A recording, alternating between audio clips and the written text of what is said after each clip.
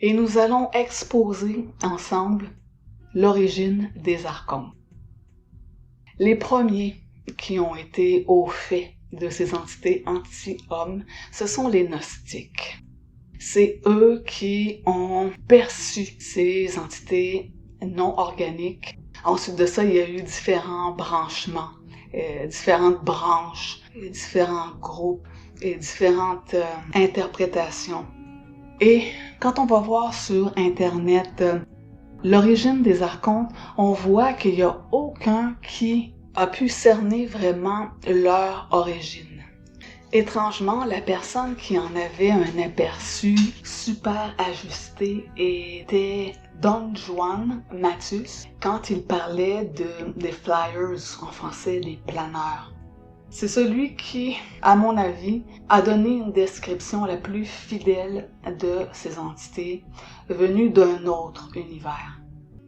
Les archontes, en quittant leur univers d'origine, ont amené avec eux une technologie. Ils voient leur ligne de temps. Ils essaient de créer plusieurs lignes de temps. Pourquoi? Parce que leur ligne de temps principale est catastrophique pour eux. Donc ils essaient par tous les moyens d'améliorer leur sort et de toujours rectifier leur ligne de temps afin qu'elle soit la plus profitable pour eux. C'est pour ça qu'ils élaborent différentes stratégies, scénarios, réalités, matrices, afin d'élargir ce qui semble être pour le moment des réalités qui sont toujours plus étroites.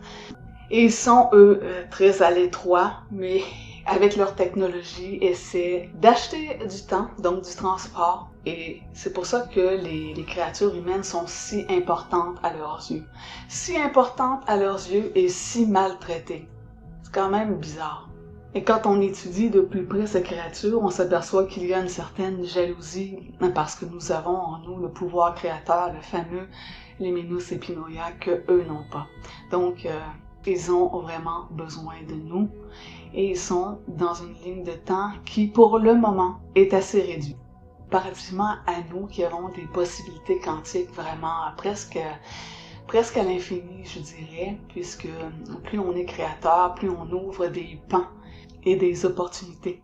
Et cette grande correction qui est en cours vise vraiment à rétablir cette capacité en nous, afin que nous puissions, une bonne fois pour toutes, sortir de cet emprisonnement, de cette planète prison.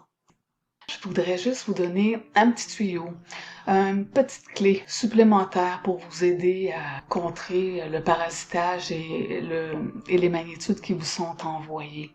C'est un petit truc. Et vous savez, les trucs et les formulations doivent être fréquemment changées pour avoir son utilité maximale. Donc, si à un moment donné, vous vous sentez submergé par les pensées, il y a une chose que vous pouvez faire.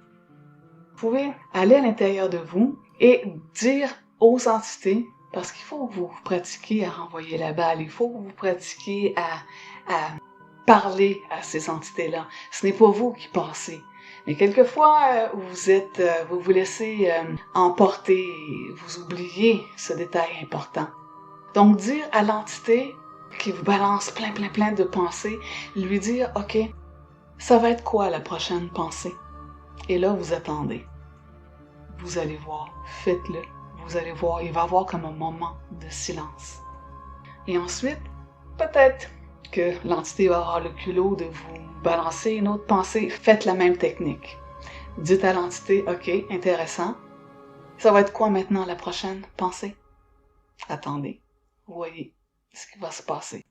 Ça peut vous donner un répit pour faire monter votre taux vibratoire et avoir le dessus stratégiquement pour ces entités. Donc, c'était mon petit tuyau.